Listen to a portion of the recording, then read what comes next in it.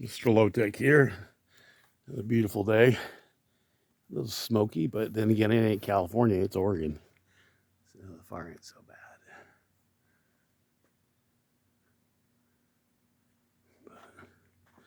Alright, can't wait to get home tonight. I started going a little forward on the canopy setup, locking the wings.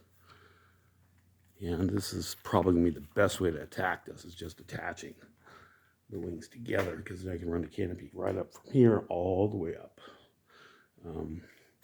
Dealing with this one issue here, and you can see that, how far off it is.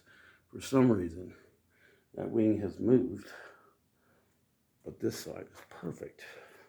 So we're going to go ahead and just cut the brads and slide that over a little bit.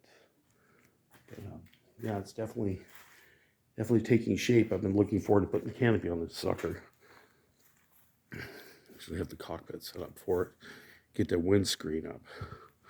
So I think it's going to turn out pretty good. So anyway, I'll be back tonight and get you guys updated. Here we go.